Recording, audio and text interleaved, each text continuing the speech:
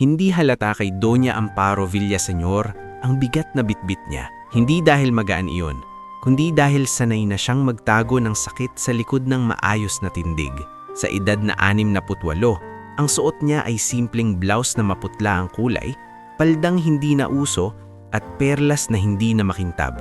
Parang alaala na hindi na kailangan ng liwanag para patunayan ang halaga. Ang handbag niya, luma at gasgas, pero maingat niyang hawak na parang may laman na mas mahal pa sa alahas. Sa labas ng maliit na paupahang bahay sa Sampaloc, kumalansing ang gate habang lumalabas siya.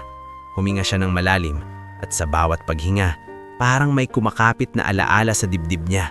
Mga tunog ng wrench, amoy ng langis at boses ng lalaking unang nagturo sa kanya ng disiplina. Ang ama niyang mekaniko. Amparo, huwag kang magpapadala sa tingin ng tao. Minsang sabi ng tatay niya noon habang hawak ang lumang torque wrench. Kapag alam mo ang tama, panindigan mo. Kahit ikaw lang mag-isa, ngayon parang iyon pa rin ang hawak niya. Hindi wrench, kundi paninindigan. Sa loob ng bahay, naroon si Maribel Sunga. Nakatupi ang buhok at nakasuot ng simpleng scrub pants kahit wala sa duty. Nurse si Maribel, pero sa mata niya, may pagod na hindi galing sa ospital, kundi galing sa pakikipagbuno sa mundong madaling maglimot. Siya ang matagal ng kaibigan ni Doña Amparo, kaibigang hindi natakot maniwala kahit ang ibang taong nagsasabing, tapos na yan. Ma'am, kumain muna po kayo. Mahinang sabi ni Maribel. Inilapag ang isang maliit na baunan sa mesa. Nagabalang luga ako, kahit konti lang. Umiling si Doña Amparo. Mamaya na, Bel. Ayokong sumugod ng mahina. Hindi po kayo mahina, balik ni Maribel. Pilit ngumiti. Pero kailangan nyo rin ng lakas, lalo na ngayon. Sa mesa, nakalatag ang ilang folders, mga photocopy ng lumang ulat, mga resibo, at mga dokumentong ilang taon niyang kinulekta. Sa ibabaw ng pinakamanipis na folder, may death certificate na lagi niyang sinasara agad kapag nasisilyan. Hindi dahil ayaw niyang tanggapin, kundi dahil sa tuwing makikita niya ang pangalan ng anak, parang may pumipilas na hibla sa puso niya. Lorenzo Villaseñor, anak niya. Ang batang lalaking minsang nangarap maging abogado, pero napunta sa audit traineeship dahil gusto niyang maglinis ng sistema. Sabi niya noon, parang simpleng pangarap lang. Ma, kapag may mali, kailangang ayusin. Sabi ni Lorenzo sa kanya dati habang sabay silang kumakain sa karinderya. Kung hindi tayo kikilos, sino? At pagkatapos nun, aksidente. Isang salitang ginawa nilang pantapal sa lahat. Isang salitang ginamit para hindi na magtanong ang mga tao. Humagod si Doña Amparo sa folder, dahan-dahan, na parang hinahaplos ang sugat na hindi nakikita. Bel, tawag niya. Handa na ba si Nicanor? Tumanggo si Maribel. Nasa labas na. Sinabi niyang ayaw niyang pumasok nang hindi kayo handa. Pag sinabi niyang lalakad kayo, sabi niya. Lumabas si Doña Amparo sa maliit na sala at sa may pintuan, naroon ang lalaking may suot na simpleng ring polo, may bitbit na leather case at ang mga matay parang sanay magbasa ng kasinungalingan. Si Attorney Nicanor de la Vega. Tahimik, hindi pala salita at hindi mahilig magpabida. Pero kapag nagsalita, may bigat. Parang pako na hindi basta nabubunot. Magandang umaga, Donya. Bati niya. Bahagyang yumuko. Kung okay na kayo, pwede na tayong lumarga. Tawagin mo akong Amparo, sagot ni Doña Amparo. Ang Donya, parang dekorasyon. Hindi ako dekorasyon. Napangiti si Nicanor. Maliit lang. Sige, Amparo. Sa likod niya, sumulpot ang isang lalaking mas matanda sa kanya ng kaunti. Matigas pa rin kahit retired na. Si Captain Reynaldo Ibarra, dating kapitan na minsang kinilalang matuwid hanggang sa may gumalaw para sirain ang pangalan niya. Sa mata niya, may mga gabing hindi niya malimutan, pero sa tindig niya, may paninindigan pa rin. Ma'am, hindi ko alam kung gaano kalalim to. Pero kung may kailangan kayong saksi, tao o proteksyon, nandito ako. Tinitigan siya ni Doña Amparo. Ray, sabi niya, alam mo bang masakit ang mawalan ng anak? Napatigil ang kapitan. Lumunok. Hindi ko alam ng eksakto, ma'am. Pero alam ko ang mawalan ng dangal. Alam ko ang mawalan ng tiwala ng tao dahil sa kasinungalingan. Kaya gusto kong tumulong. Tumango si Doña Amparo. Parang may sariling mundo sa loob ng mga mata niya. Sapat na yan. Sumakay sila sa isang lumang sedan. Malinis pero halatang hindi bago. Si Maribel ang nagmaneho, si Nicanor sa unahan at si Captain Ibarra sa likod kasama si Doña Amparo. Habang umaandar ang sasakyan, dumaos-dos ang Maynila sa bintana. Mga billboard, mga jeep, mga taong nagmamadali, mga tindahang bukas kahit pagod na ang syudad. "Bakit po ngayon?" tanong ni Maribel, parang nahihiyang magsalita pero hindi na mapigilan. Sumagot si Doña Amparo nang hindi tumitingin sa kanya. "Dahil kapag matanda ka na, may dalawang uri ng takot ang tao sa'yo. Una, iniisip nilang wala ka ng kaya. Pangalawa, iniisip nilang wala ka ng pakialam." Tumawa si Captain Ibarra ng mahina. "At kayo, ma'am, mukhang may pakialam pa rin." "Hindi lang pakialam," sagot ni Doña Amparo. "May utang." Hindi na nagsalita si Maribel, pero ramdam niya ang bigat sa loob ng sasakyan. Parang may kasamang multo ang bawat dokumentong dala nila. Pagdating nila sa car district, sunod-sunod na showroom, garahe at service center, bumaba si Doña Amparo ng dahan-dahan. Sa malayo, kita ang isang shop na mas malinis kaysa sa karamihan. May malaking signage, Ramos Prime Auto Gallery and Service. Kumintab ang salamin sa harap at may ilaw na parang laging handang magpapansin. Nakatayo sa labas ang ilang staff, nagkukwentuhan at nagtatawanan. Naroon si Toby Manansala, sales, na parang laging may biro sa dila. Naroon si Jessa Galion, front desk, naka-ponytail, hawak ang clipboard, mukhang pagod pero maayos pa ring ngumiti.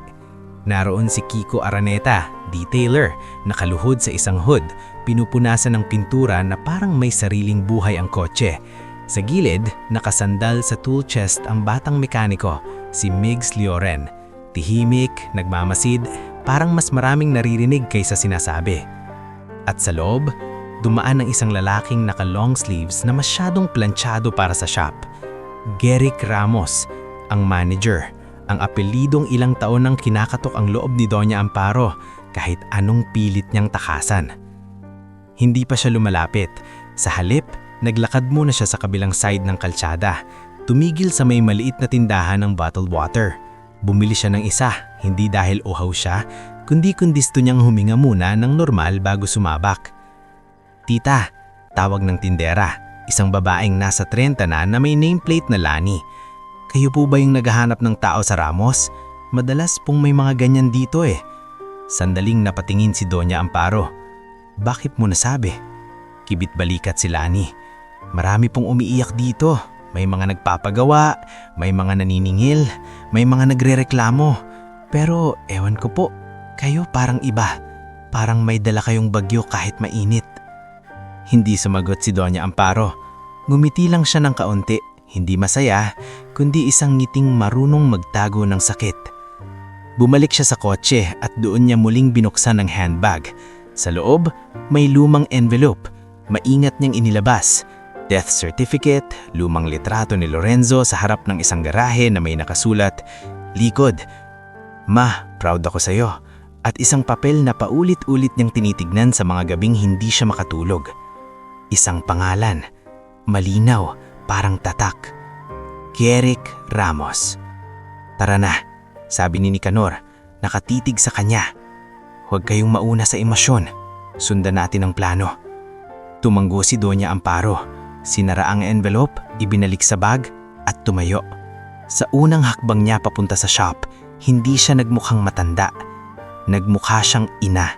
Ina ng matagal nang tinanggalan ng katahimikan at ngayon kukunin niya pabalik ang katotohanan kahit gaano pa kabigat ang presyo. Sa unang hakbang ni Doña Amparo papunta sa Ramos Prime Auto Gallery and Service, hindi siya nagmukhang matanda. Nagmukha siyang ina.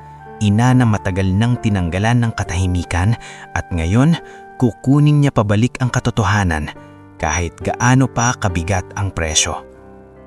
Dumaan siya sa pintuang salamin na kumintab sa araw at parang nag-iba ang tunog ng paligid sa loob. Mas malinaw ang tik-tak ng wall clock, mas malakas ang huni ng air compressor, mas matulis ang halakhak sa may sales area.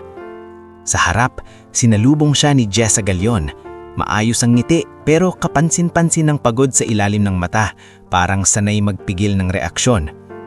"Good morning po, ma'am," sabi ni Jessa, hawak ang clipboard. "Service po ba o inquiry?" "Inquiry," sagot ni Doña Amparo. Nakatitig lang siya sa paligid. Tila sinusukat ang lugar. Gusto kong bumili ng 3 Ferrari. Parang may pumutok na biro sa hangin. Mula sa likod ng display area, si Toby Manansala, nakasandal sa counter, may dalang brochure, ay biglang tumawa na hindi man lang tinakpan ng bibig. 3 Ferrari? Ulit niya, halos mabulunan sa sariling tawa. Ma'am, sure po kayo? Baka toy car hanap nyo. Meron sa mall, mas mura. Sumunod ang mahinang hagkik ng 2 pang tauhan sa gilid. Si Kiko Araneta, na detailer, habang nagpupunas ng hood ng isang sports car, nagkatiginan sa kapwa niya staff at umiling na parang nanonood ng palabas. Sa dulo naman, si Migs Loren, nakasandal pa rin sa tool chest, hindi nakitawa pero kumunot ang noo niya. Parang may instinct na may mangyayaring hindi ordinaryo. Hindi nagbago ang mukha ni Doña Amparo. Hindi siya nagtaas ng boses. Ang ginawa niya lang, tumingin kay Toby na parang hindi siya tao, kundi tunog. Tunog na sandaling maririnig, tapos mawawala. Kung wala kayong Ferrari, sabihin nyo. Kung meron, tawagin nyo ang manager. Napaatras ng kaunti si Jessa, halos hindi mapansin. Ma'am, meron po. Pero? Tanong ni Doña Amparo. Nag-alinlangan si Jessa, saka bumaba ang boses. May proseso po kasi ma'am, usually appointment po, at kailangan po ng verification. Tumawa ulit si Toby, mas lalakas. Verification? Ma'am, baka kailangan niyo muna ng verification kung may pambayad kayo. May lumapit na customer mula sa service bay. Naka-polo shirt na may logo ng construction company. Si Rafael Bong Sison. Halatang kilala niya ang lugar. Palakad-lakad na parang may-ari, hawak ang susi ng pickup. Ano to? Sabi ni Bong, nakangisi. May comedy show ba dito? Donya, bibili daw ng 3 Ferrari. Napatigil si Doña Amparo at tumingin sa kanya. Hindi kita kilala, sabi niya. Hindi mo ako kailangang kilalanin, balik ni Bong, nakatawa. Pero dito sa shop na to, ma'am, hindi basta-basta ang Ferrari. Baka gusto niyo munang magpa-oil change ng tricycle. May ilang tumawa ulit. Si Jessa napatingin sa floor, halatang hindi komportable pero hindi makagalaw. Si Kiko, na kanina pang nagpupunas, kunwaring may tinatanggal naman siya para hindi madamay. Si Migs na palunok at tumayo ng tuwid, parang gustong magsalita pero pinigilan ng sarili. Sa gitna ng ingay, may maharhang tunog ng sapatos na papalapit. Dumaan si Gary Ramos mula sa loob ng opisina. Naka-long sleeves na puti, cufflinks at nakaayos ang buhok. May hawak siyang tablet at ang ngiti niya, yaong ngiting pang negosyo na may halong, "Kaya ko kayong paikutin." "Anong meron dito?" tanong ni Garrick. Tumingin kay Jessa na parang siya ang may kasalanan. Bakit may nag-iingay sa showroom? "Sir," mabilis na sabi ni Jessa, "may client po, inquiry. Gusto raw pong bumili ng 3 Ferrari." Sa lubong ni Toby, sabay tawa ulit. "Sir, matindi. Triple order." Tumigil si Garrick sa harap ni Doña Amparo at sinipat siya mula ulo hanggang paa. Hindi siya bastos sa salita, pero bastos sa tingin. Parang sinusukat kung gaano kalaki ang pwedeng gawing katatawanan. "Ma'am," sabi ni Garrick, pilit mahinahon, "we accommodate serious buyers. Ang Ferrari hindi impulsive purchase. Baka mas bagay po sa inyo ang second-hand sedan. Practical, mas komportable para sa edad nyo." May ilang staff muling humagkik, lalo na si Toby. Si Bong nakangisi, parang natutuwa sa sarili. Hindi pa rin nagbago ang mukha ni Doña Amparo. Ngulit sa mata niya, may kumislap na alaala. Ang mga taon ng paghihintay sa ospital, ang mga papel na paulit-ulit niyang binasa, ang mga taong nagsabi ng, "Move on na po kayo." At ang pinakamabigat, ang boses ng anak niya sa huling tawag. "Ma, may nakita akong mali. Pero okay lang ma, aayusin ko to. Hindi tayo papayag." Si Doña Amparo huminga ng dahan-dahan at ibinalik sa kasalukuyan ng sarili. "Manager ka ba?" tanong niya kay Garrick. "Oo, I'm the manager," sagot ni Garrick, bahagyang umangat ang dibdib. "Garrick Ramos." Parang may tunog sa loob ni Doña Amparo. Hindi gulat, kundi konfirmasyon. Parang taon-taong pangalan na sinisiksik sa ulo niya, ngayon nakatayo na siya sa harap niya. Buhay na buhay. Garrick Ramos. Ulit niya, dahan-dahan. Sakto. Nagkibit balikat si Garrick. Akala, biro. "Ma'am, Kung trip nyo lang magpatawa, marami pong iba dyan. Busy kami. Busy kayo sa pagbebenta? Tanong ni Doña Amparo. O busy kayo sa pangmamaliit? Napatigil si Garrick. Lumamig ang ngiti niya. Ma'am, respeto lang po. Huwag nyo kaming akusahan ng kung ano-ano. Kung wala kayong appointment, I can't entertain this. Sa gilid, narinig ni Migs ang sariling tibok ng dibdib. Napatingin siya kay Jessa, parang gusto niyang sabihing, tama na. Pero, nakita niya rin ang takot sa mata ng babae. Takot mawalan ng trabaho, takot mapag-initan. Si Doña Amparo, dahan-dahang ibinuksan ng handbag niya. Walang drama, walang biglang sigaw. Parang may hinuhugot lang na ordinaryong bagay. Ngunit, habang gumagalaw ang kamay niya, tumahimik ang paligid. Hindi dahil pinatahimik niya sila, kundi dahil may natural na pakiramdam na may lalabas na hindi nila inaasahan. Ano yan, ma'am?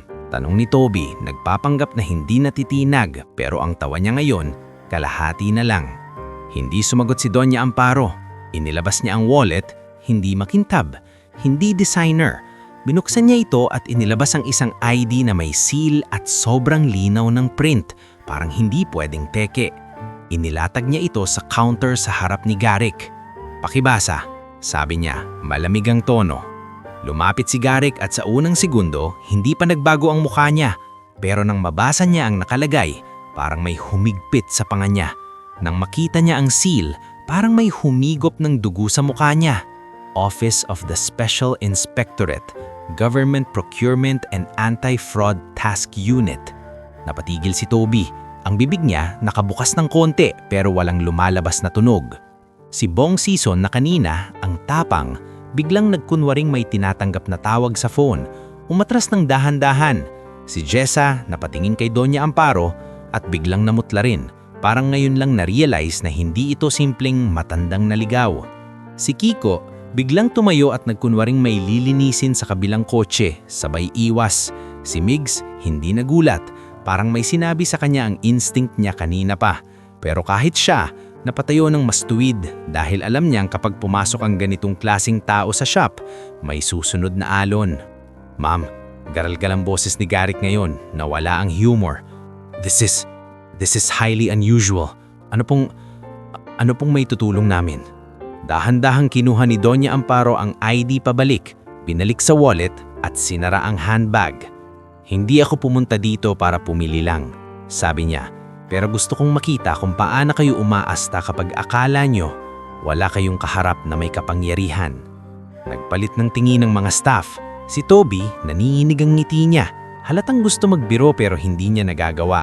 Si Jessa napalunok at sa unang pagkakataon, sumikip ang hawak niya sa clipboard. Lumapit si Nicanor de la Vega mula sa pintuan. Tahimik na tumayo sa tabi ni Doña Amparo. Sumunod si Captain Ibarra na nakatingin sa paligid na parang binabasa ang posibleng takbuhan ng bawat isa. Garrick Ramos, sabi ni Nicanor, mahinahon pero matalim. We're not here to cause a scene. We're here for clarity. Napatingin si Garrick kay Nicanor, saka kay Doña Amparo. Ma'am, Amparo, biglang nagbago ang tono niya. Pinilit maging magalang. We can talk in my office, please. Hindi pa gumagalaw si Doña Amparo. Tinitigan niya si Garrick at sa katahimikan, mas narinig ang mga tunog ng shop, ang compressor, ang distant na tool clang, parang mga tunog ng mundong matagal nang gumigiling. 3 Ferrari. Ulit ni Doña Amparo, pero ngayon, iba ang bigat. Hindi ko sinabi yon para magyabang. Sinabi ko yon para makita kung ano kayo kapag hindi nyo alam kung sino ang kausap nyo. Tumungod si Garrick, pinilit pigilan ang kaba. Ma'am, I apologize if hindi ako humihingi ng sorry. Humihingi ako ng katotohanan. At doon, sa gitna ng showroom na kanina lang puno ng ngisi, tuluyang nawala ang tawa. Ang shop na sanay magbenta ng kinang, ngayon napuno ng takot. Takot na hindi galing sa ID lang, kundi sa posibilidad na may nakabaong kasalanan ang malapit na ang mahukay. At doon, sa gitna ng showroom na kanina lang puno ng ngisi, tuluyang nawala ang tawa. Ang shop na sanay magbenta ng kinang, ngayon napuno ng takot. Takot na hindi galing sa ID lang, kundi sa posibilidad na may nakabaong kasalanan ang malapit ng mahukay. Tumanggo si Garrick Ramos ng pilit.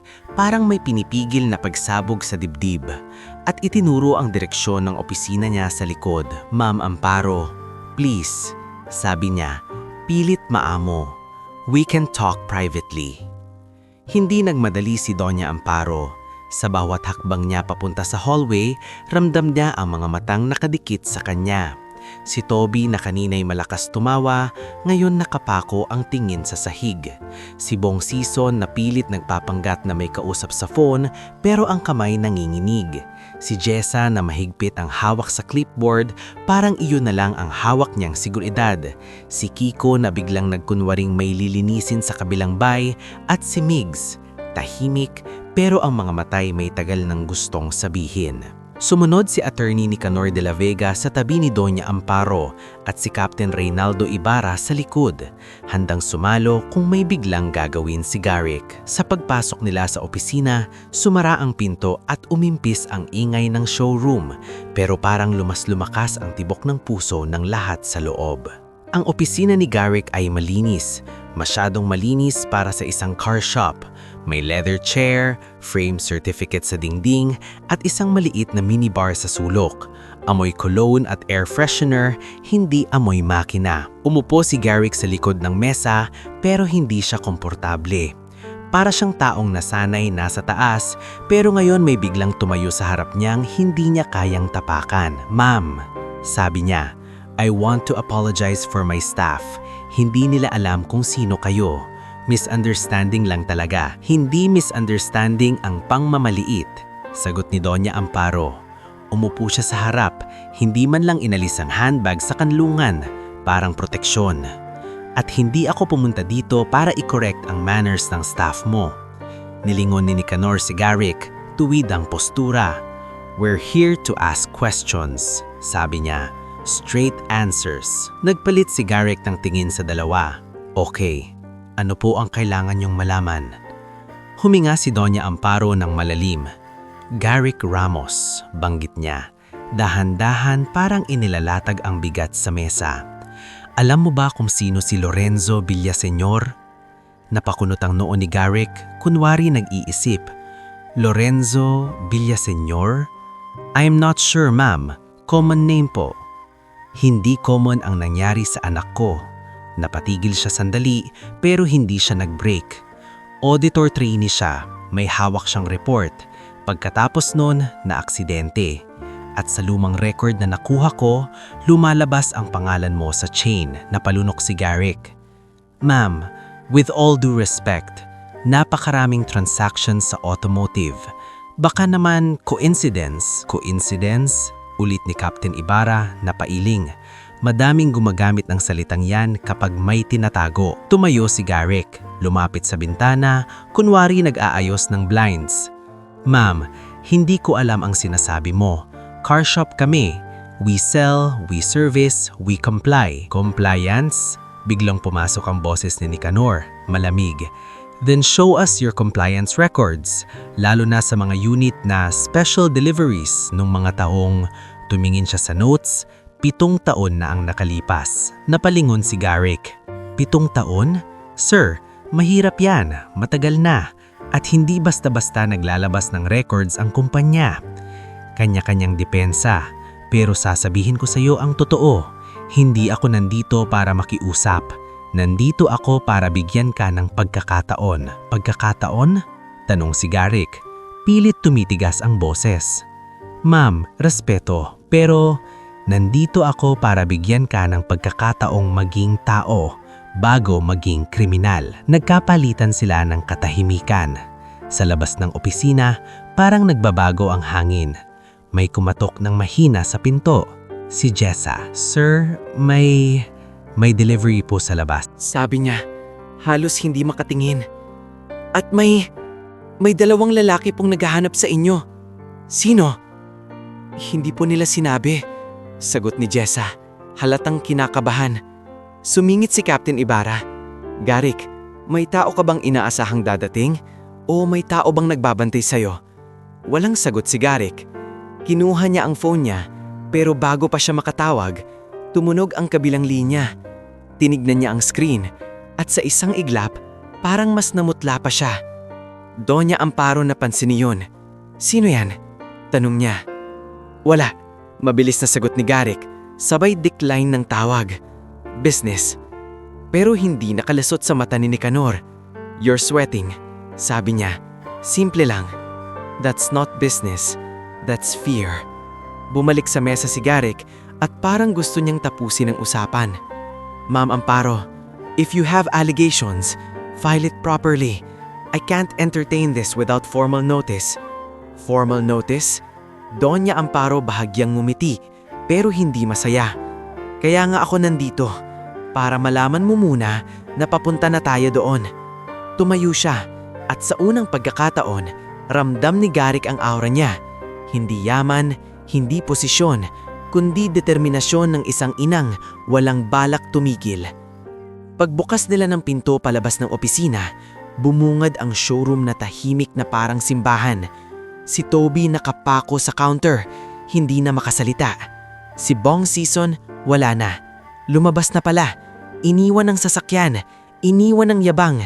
Si Kiko tumigil sa pagpupunas, parang nakalimutan na niya ang trabaho. Si Migs nakatayo sa may tool chest, nakatingin kay Doña Amparo na parang may pasya sa mata. Ma'am, biglang lumapit si Migs. Mahina ang boses. Pwede po ba? Makausap kayo saglit. Napatingin si Jessa kay Migs. Parang nanlaki ang mata. Migs, huwag. Pero tumigil si Doña Amparo. Ano yun? Tanong niya. Nag-alinlangan si Migs. Tumingin sa paligid, saka lumapit pa. Hindi ko po alam ang tungkol sa anak nyo. Pero may mga bagay po dito na hindi tama. Matagal na. Bago pa siya makasalita ng mas marami, biglang may dumating na babae sa pintuan ng shop. Naka-blazer, may dalang folder na parang mabigat at ang mga mata niya'y may halong takot at tapang. Huminto siya sa gitna ng showroom at tumingin diretso kay Doña Amparo. Doña Amparo Villaseñor? Tanong niya. Oo, sagot ni Doña Amparo, napataas ang kilay. Ako si Lea Cordoba, dating bookkeeper dito. Tumigil siya sandali, lumunok. May dala akong mga bagay na dapat niyong makita. Kasi kung hindi ngayon, baka wala na akong lakas bukas. Nag-iba ang mukha ni Garrick. Lea, bigla siyang lumapit. Pilit ngumiti pero nanginginig ang panga. Bakit ka nandito? Umuwi ka na. We can talk. Umiling si Lea. Hindi na sir. Ilang buwan akong natulog na parang may bato sa dibdib. May anak ako. Ayokong lumaki siyang iniisip na normal lang ang manahimik sa mali. Lumapit si Nicanor at kinuha ang folder. What's inside? Tanong niya. Mga ledger. Hindi lahat, kasi may tinago sila. Pero may entries dyan na hindi tugma. May mga unit na lumalabas na for fleet kunwari, pero may overpricing. May codes. May mga pangalan. Napatingin siya kay Garrick, nanginginig ang boses. At may special bay sa likod, yung bawal naming lapitan. Tahimik ang buong shop. Si Toby napauupo sa upuan sa may front desk, parang nawala ng lakas. Si Bong namimutla, nagbubulong, hindi ko alam to, hindi ko alam to. Si Migs tumingin kay Lea, tapos kay Doña Amparo at parang nagdesisyon. Ma'am, tama po si Lea, may special bay. May mga unit po na pinapasok doon na walang normal na paperwork. Minsan, pinapalitan ng mga numero. Tumayo si Doña Amparo sa gitna ng showroom, hawak pa rin ang handbag niya. Pero ngayon, may bagong bigat sa hangin. Hindi na lang takot, kundi pagguho ng pader na matagal itinayo. Tumingin siya kay Garrick at sa mata niya, wala nang tanong, may direksyon na. Hindi sumigaw si Doña Amparo. Hindi siya nag-eskandalo. Ang sinabi lang niya, malinaw at mabigat. Hindi ako pumunta dito para manakot lang. Pumunta ako para tapusin ang katotohanan. 3 araw, Garrick. Ibigay mo ang buong record. Kung hindi, hindi na ito business. Krimen na. At habang palabas siya kasama si Nicanor at Captain Ibarra, si Lea sumunod sa gilid na parang handang tumalon kahit masakit. Narinig niya si Migs na pabulong kay Jessa, hindi para magpabida, kundi parang paghingi ng tawad sa katahimikan nilang lahat. May mali talaga dito. Matagal na. Parang kumapit ang mga salitang iyon sa hangin habang lumalayo sila sa Ramos Prime Auto Gallery.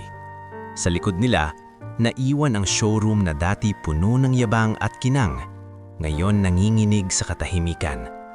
Hindi lumingon si Doña Amparo, pero ramdam niya ang bigat ng bawat hakbang, hindi dahil sa edad, kundi dahil sa panibagong katotohanang unti-unting lumilinaw. Hindi lang pala siya lumalaban sa isang tao. Lumalaban siya sa isang sistemang maraming nakikinabang at maraming natatakot magsalita.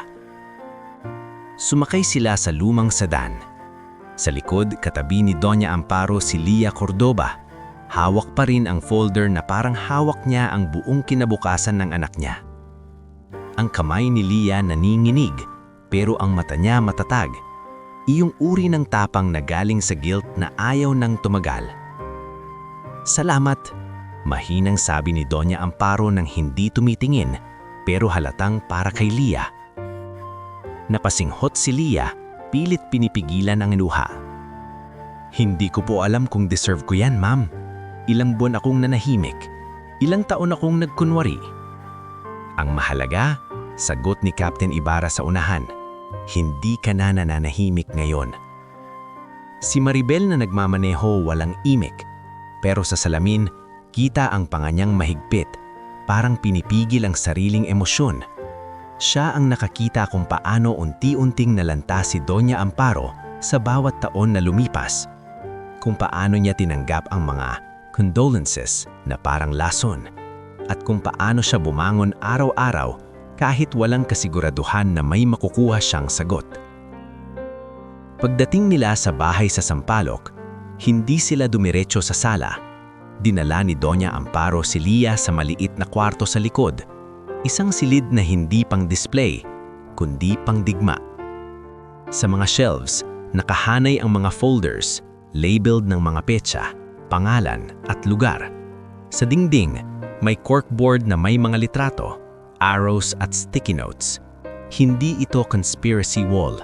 Ito ang buhay ng isang inang ayaw pumayag na ang anak niya ay maging footnote lang sa ulat.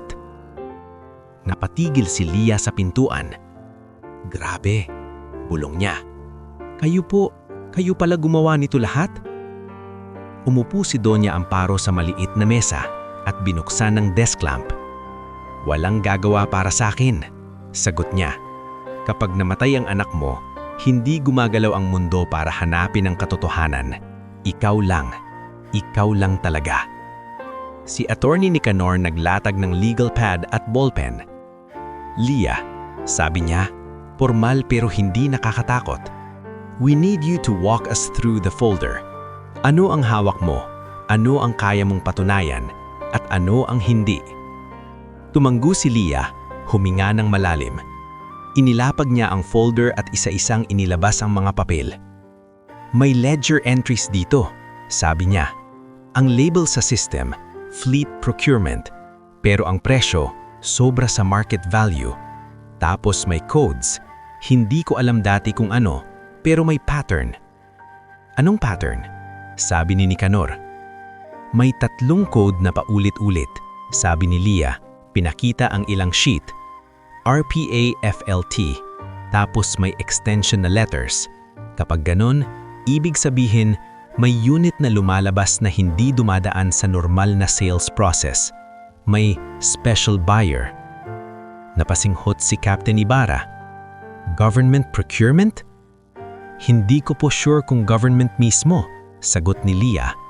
Pero ang pinapagawa sa amin, huwag magtanong. May mga pangalan din na lumalabas sa approvals, pero hindi ko po kilala. Ang kilala ko lang, si Garrick. Siya ang pumipirma at may isang fixer na minsan kumupunta.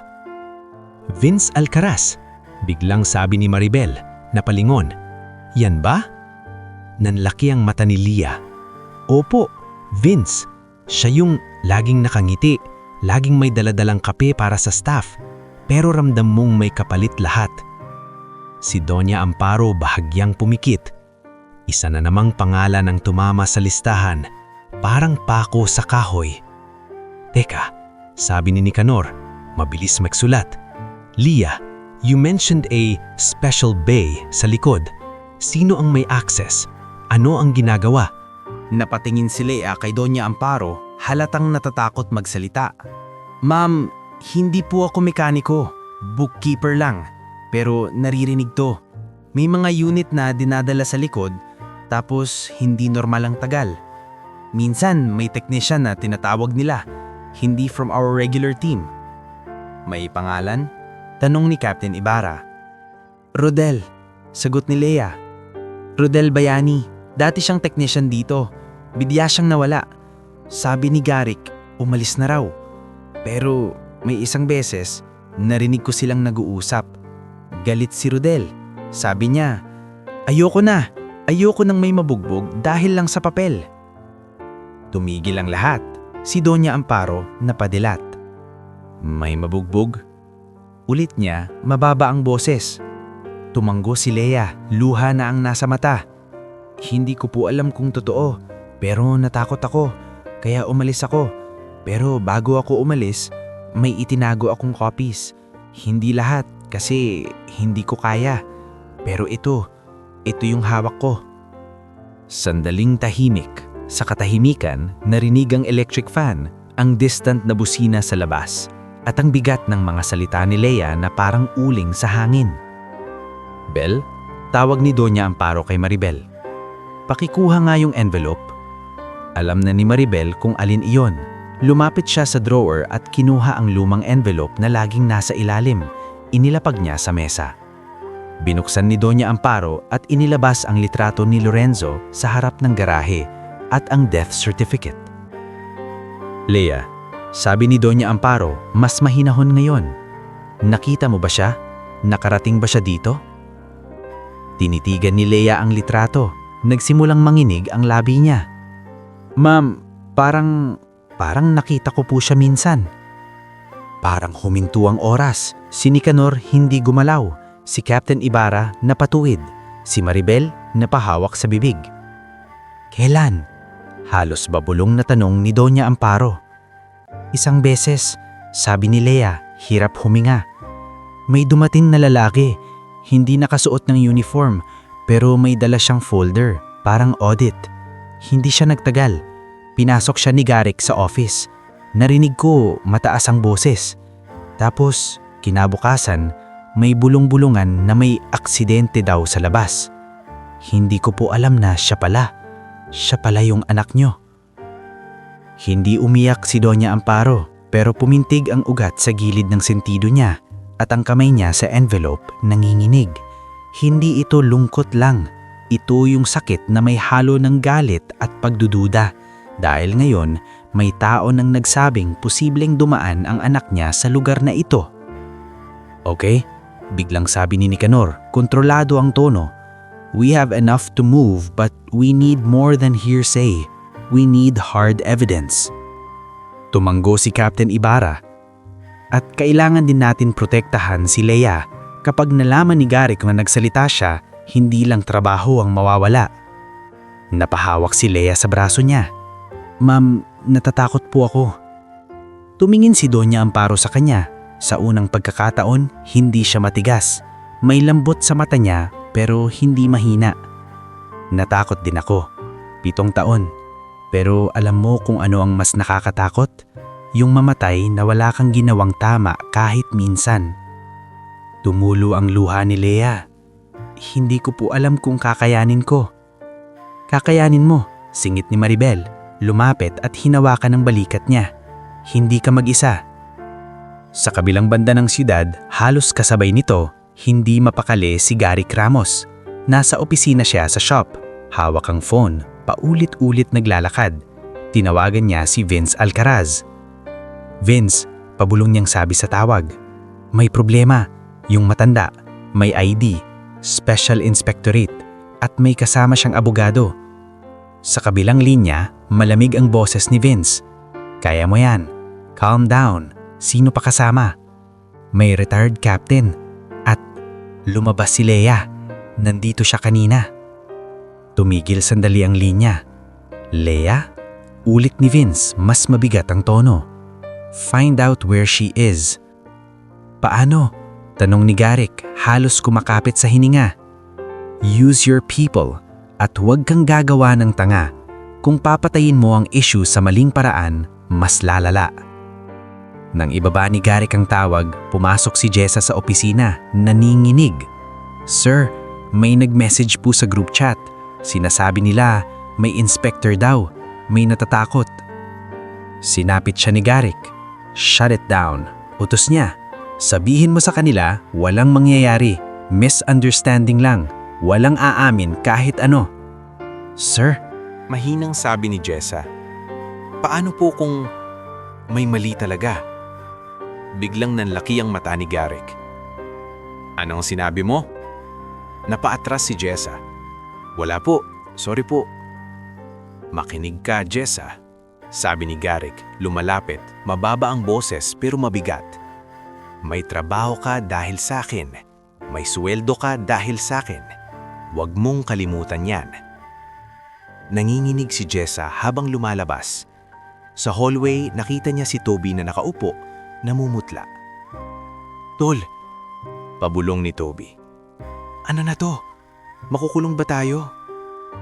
Hindi makasagot si Jessa. Sa totoo lang, hindi niya alam kung alin ang mas masakit. Ang takot sa kulungan o ang biglang pagsilip ng konsensya na matagal niyang tinulak sa gilid. Samantala, sa bahay ni Doña Amparo, tumayo si Nicanor at inayos ang mga papel. We need Rodel Bayani, sabi niya. If he exists and he has something, that's our missing link. Tumanggo si Captain Ibarra. I can locate him. May mga tao pa akong kakilala sa probinsya, pero kailangan mabilis. Bukas, sabi ni Doña Amparo. Tiniklop ang envelope at maingat ibinalik sa bag. Hindi ko nahahayaang madagdagan pa ang taon. Tumingin si Lia sa kanila, naninginig pa rin, pero may bagong ningning sa mata. Hindi katiyakan, kundi pag-asa na may kahulugan pa ang pagsasalita. Sa gabing iyon, habang ang syudad ay patuloy sa ingay nito, may dalawang uri ng tao ang gising. Ang mga gustong itago ang kasalanan at ang mga matagal nang may utang sa katotohanan. At sa gitna ng dalawang mundong iyon, si Doña Amparo Villaseñor ay hindi na bumabalik sa dati. Hindi na siya babaeng naghahanap lang ng sagot. Isa na siyang apoy na nagsisimulang magliyab, dahan-dahan, pero hindi na mapipigilan. Kinabukasan, maaga pa lang, nakahanda na si Captain Reynaldo Ibarra. Nakakap siya, simple ang suot, pero ang aura niya ay parang pulis pa rin. Sa mesa, nakalatag ang mapa at papel na may address na galing sa isang lumang contact. Probinsya sa Nueva Ecija, maliit na barangay kung saan umuwi si Rodel Bayani. Hindi tayo magdadala ng drama, sabi ni Captain Ibarra habang hinihirop ang kaping tinimpla ni Maribel. Pero magdadala tayo ng seguridad. Kung tama ang kutob natin, may mga taong ayaw makalabas ang pangalan ni Rodel. Tumanggo si Attorney Nicanor, may hawak na folder. We also need him to sign an affidavit, kahit simple statement lang na may alam siya sa operations ng shop. Evidence is everything. Si Lia Cordova, nasa gilid ng mesa, halos hindi makaupo ng maayos. Ma'am Amparo, sabi niya, kung makita nila akong kasama nyo, baka... Hindi ka makikita kung hindi ka magpapakita, sagot ni Doña Amparo. Mahinahon pero may linaw. Pero kailangan kita. Ikaw ang makakapagpatunay na hindi ito imbento lang. Kaya tatayo ka, pero sa tamang oras. Nagkibit-balikat si Maribel, pinipigilan ng kaba. Ma'am, dala ko po yung emergency kit at yung phone ko fully charged. Kung may mangyari, tatawag tayo agad.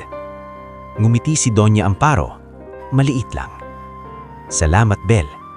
Ikaw ang nagpapaalala sa akin na hindi lahat ng tao bumibitaw.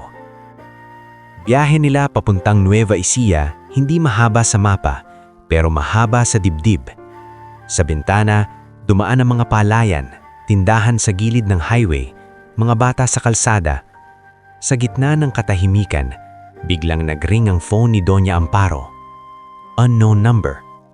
Tinignan niya. Hindi niya sinagot. Pero agad sumunod ang text. Umuwi ka na lang, Amparo. Huwag mo nang kalikutin. Para sa kaligtasan mo. Hindi nagbago ang mukha ni Doña Amparo. Inunlock niya ang phone at binalik sa bag. Si Nicanor napansin. Threat? Tanong niya. Reminder, sagot ni Doña Amparo, na tama ang pinupuntahan natin. Pagdating nila sa barangay, hinanap nila ang bahay ni Rodel Bayani. Maliit, may lumang gate, at may asong tahol ng tahol pero hindi lumalapit. Sa loob, may tunog ng radyo, lumang balita at kundiman. Kumalampag si Captain Ibarra sa gate. Rodel, Sigaw niya, hindi galit, parang tawag ng taong may dalang katotohanan. Kaibigan, may kailangan kaming kausapin. Lumabas sa isang lalaking payat, may langis pa rin sa kuko kahit probinsya na, si Rodel. Napatigil siya nang makita si Doña Amparo. Hindi ko kayo kilala, sabi ni Rodel, pero hindi niya maitago ang kaba. Ako si Amparo Villaseñor, sagot ni Doña Amparo. May dala akong tanong at may dala rin akong proteksyon.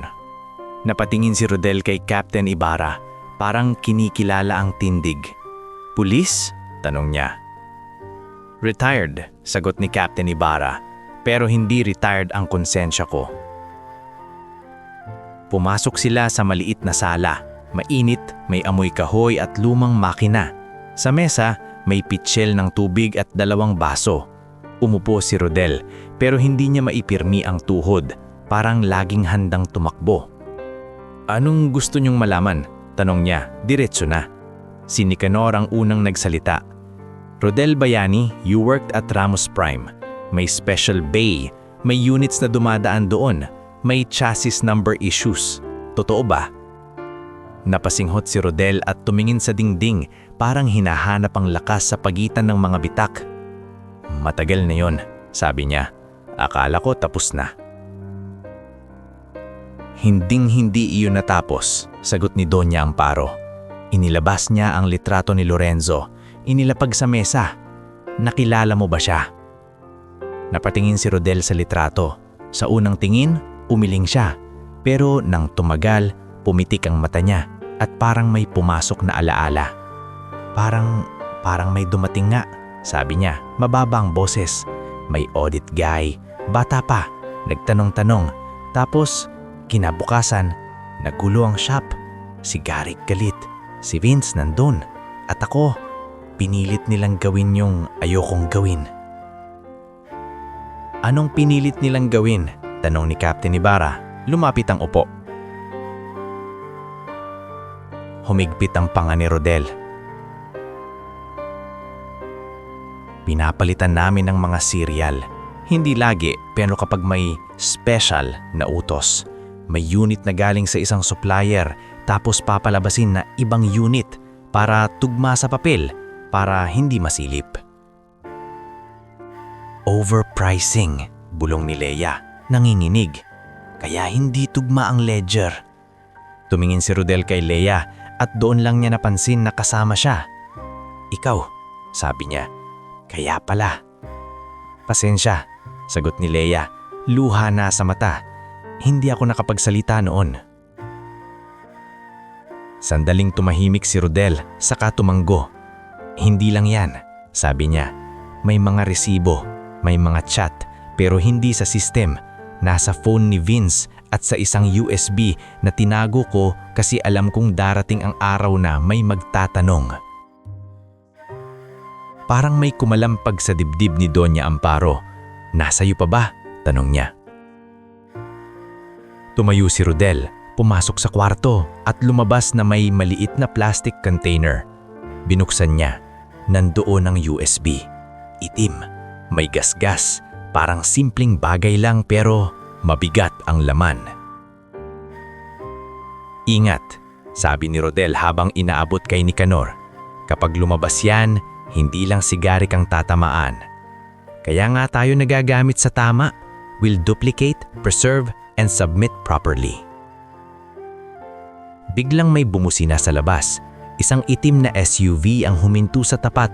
Napatayo si Captain Ibarra, Mabilis ang galaw. Sumilip siya sa bintana. May bisita. Bulong niya. 2. Mukhang hindi taga rito. Namutla si Rodel. Hindi ako lumalabas sa bahay. Pabulong niya. Paano nila ako nahanap? Tinignan ni Doña Amparo ang phone niya. May missed call ulit. Unknown number. Parang sinasagot na ng mundo ang tanong. May nagmamanman na. Sa likod, mabilis na sabi ni Captain Ibarra, may daanan ba? Oo, sagot ni Rodel, halatang nanginginig. May maliit na gate sa likod, diretso sa bakanting lote. Bel, sabi ni Doña Amparo kay Maribel, hawakan mo si Leia, huwag kang bibitaw. Tumanggo si Maribel, pinisilang kamay ni Leia. Kaya natin to, bulong niya.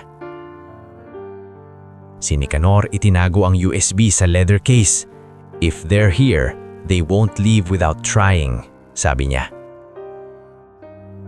Kumakatok na ang 2 lalaki sa harap. Malakas, walang hiya. Rodel, alam naming nandyan ka. Sigaw ng isa, may kailangan lang kaming pag-usapan. Hindi sumagot si Rodel. Pumipik siya, parang humihingi ng tawad sa sarili. Ako ang haharap. Biglang tumayo si Doña Amparo. Hindi, sabat ni Captain Ibarra. Hindi kayo target dito. Si Rodel ang target. Pero kung lumabas kayo, baka gumawa sila ng esena. Hayaan mo ako, ulit ni Doña Amparo. Pero kalmado. Matagal na akong tinatakot. Hinding-hindi na nila akong magagalaw sa takot. Lumapit si Nicanor at hinawakan ng braso niya. Amparo, we have what we need. The priority now is safety. Then, due process. Saglit na nagtagpo ang tingin nila. Sa mata ni Doña Amparo, may apoy, pero may talino rin. Tumango siya, dahan-dahan. Dumaan sila sa likod. Tahimik ang bakanting lote, pero ramdamang tensyon sa hangin. Sa malayo, naririnig ang katok sa pinto. Ang sigaw ng mga lalaki. Tumakbo sila ng hindi halata, hindi mabilis na parang pelikula, kundi mabilis na parang mga taong ayaw mahuli. Pagdating sa sasakyan, pinatakbo ni Maribel. Si Leia nanginginig. Si Rodel halos hindi makahinga. Si Captain Ibarra nakatingin sa side mirror, handang mag-react kung may hahabol. May humahabol ba? Tanong ni Leia, umiiyak. Wala pa, sagot ni Captain Ibarra. Pero ngayon, alam na nila na may gumagalaw. Pagbalik sa Maynila, diretso sila sa maliit na opisina ni Nicanor. Hindi malaking law firm, kundi lumang unit sa building na may lumang elevator. Sa loob, hinanda niya ang laptop at isang external drive. First step, sabi ni Nicanor, we copy, we preserve, then we prepare affidavits. Habang naglilipat ng files, lumabas ang mga screenshots, chat logs na may codes, listahan ng unit numbers, resibo ng payments, at pangalan na paulit-ulit. Vince Alcaraz, Garrick Ramos, at isang mas nakakakilabot, isang initials na lumalabas sa approvals, hindi pa nila kilala. Ma'am, pabulong ni Leia, nakatitig sa screen. Ito yung tinatakot nila. Tahimik si Doña Amparo habang binabasa ang bawat linya. Hindi na siya nagulat. Parang matagal na niyang alam na ganito kalalim. Ngunit, sa gitna ng sakit, may biglang gumuhit na malinaw na direksyon. Hindi lang siya magpapabagsak. Magtatayo rin siya ng mas maayos pagkatapos. Kinuha ni Doña Amparo ang phone at tinawagan ng isang pangalan na matagal niyang iniiwasang tawagan. Hindi dahil ayaw niya, kundi dahil ayaw niyang gamitin ang dating koneksyon para lang sa sarili. Pero ngayon, kailangan. Hello? Sagot ng babae sa kabilang linya. Formal. Office of the Special Inspectorate. Ako ito, sabi ni Doña Amparo. Amparo Villaseñor, kailangan ko ng koordinasyon, may ebidensya na tayo. Pagkababa niya, tumingin siya kina Maribel, Nicanor, Captain Ibarra, Leia at Rodel. Iba-iba sila ng dahilan kung bakit nandito, pero iisa ang patutunguhan. 3 araw ang binigay ko, sabi ni Doña Amparo, mababa pero matalim. Pero mukhang hindi na natin kailangan maghintay ng 3 araw. Ngayon pa lang, sisimulan na nating ibalik ang hustisya. At sa loob ng maliit na opisina, habang umiikot ang electric fan at kumikislap ang screen ng laptop, Doon nagsimulang magbago ang takbo ng buhay ni Doña Amparo. Hindi na lang bilang inang nawalan, kundi bilang babaeng magtatayo ng bagong landas para hindi na maulit ang nangyari sa anak niya. At para ang mga tumawa noon sa showroom ay matutong manginig sa bigat ng katotohanan.